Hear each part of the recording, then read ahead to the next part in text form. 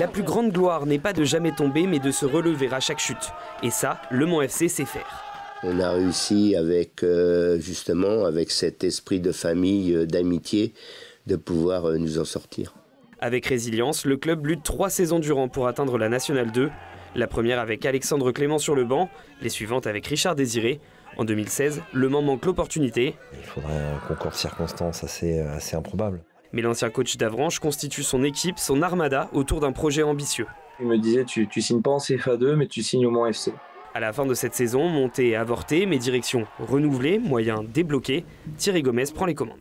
Il était intéressé de reprendre un club plutôt de Ligue 1 et de Ligue 2. Moi, j'arrivais avec ma CFA2 et j'avais pas grand-chose à lui vendre. Il est venu un jour des 24 heures du Mans.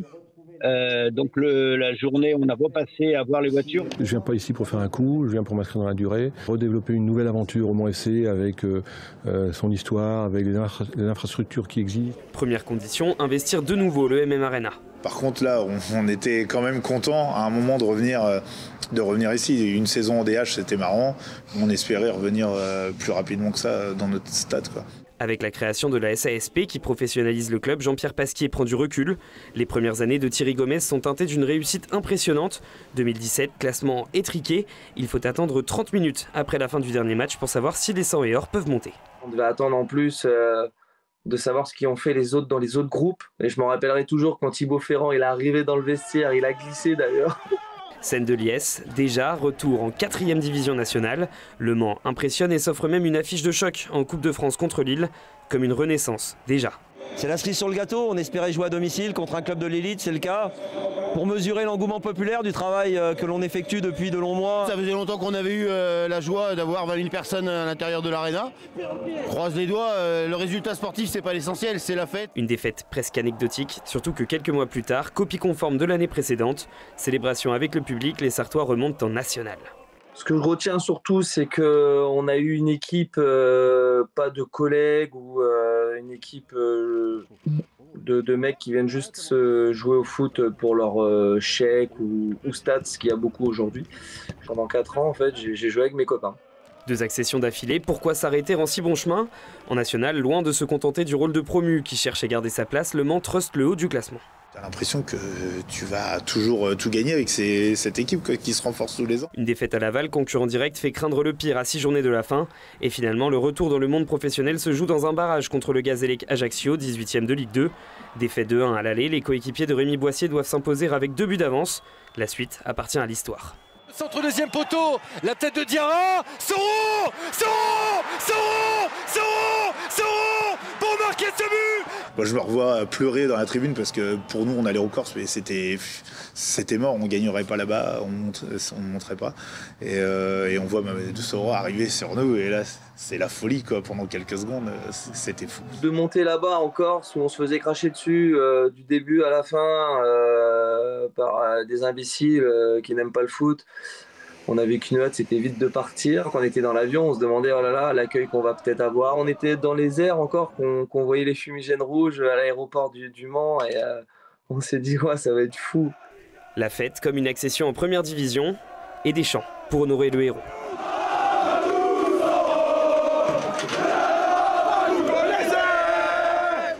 Avant-hier, je l'ai essayé aux entraînements et c'est pas rentré. Donc je me dis voilà. Honnêtement, je ne sais pas ce qui m'a appris. C'est vrai qu'aux entraînements, il essayait souvent des retournées.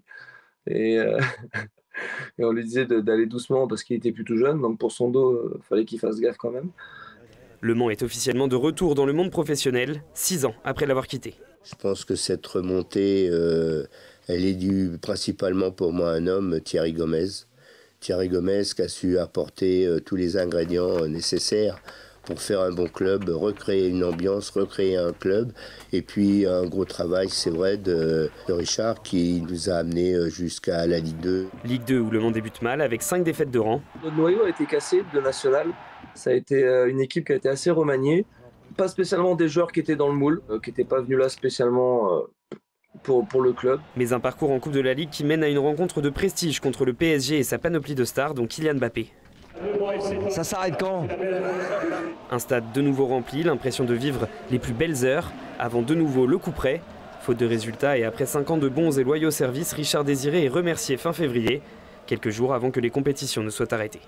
Il y a eu le Covid qui est arrivé, Le Gret il a fait ses caprices en coupant le championnat et puis il s'est pas embêté, hein, il a fait une photo finie. C'est pas juste en fait, juste à cause de monsieur en costume qui sont dans leur bureau, qui n'ont rien à carrer et qui n'ont pas voulu voir plus loin que leur nez.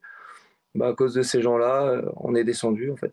Je tiens à le répéter, dans la phase aller, c'est les 10 matchs où nous avions pris le plus de points. Et je pense que si on nous avait laissé jouer ces 10 matchs-là, on se serait certainement maintenu. Le Mans retrouve le national, connaît la valse des entraîneurs sur son banc, Olé Nicole, Chris, Ray, Chabert, sans réussite. Jusqu'à cette saison, l'arrivée de Patrick Videra, l'incroyable remontée des 100 et or, un final irrespirable et le retour en Ligue 2 5 ans après. Un travail de longue haleine, c'est ma 4e montée ici au Mans, mais c'est la première avec autant de monde et à domicile. Et le Mans est une ville de sport, donc voilà, c'est bien que maintenant le football retrouve pour la 2e fois la Ligue 2 à court terme, et maintenant il va falloir se maintenir. Je ne suis pas à la vie, hein, vous savez, c'est un jour je partirai, mais je pense que la saison prochaine je serai là encore. Différents projets aussi entre le développement de l'équipe féminine, espérer lui faire regoûter à une finale de Coupe de France comme en 2009, ou le retour en première division comme ce fut le cas en 2010, et le retour d'un centre de formation, une priorité pour espérer envisager l'avenir. La force du Mans FC, c'était les éducateurs et les joueurs qu'on récupérait à droite et à gauche et qu'on a pu former avec des gens exceptionnels. Un club comme le Mans ne vivra bien qu'avec la formation. Une formation performante cette saison avec Gabin Bernardo ou encore Martin Rossignol. Et qui sait, dans 40 ans, c'est peut-être de cette génération dont nous vous parlerons.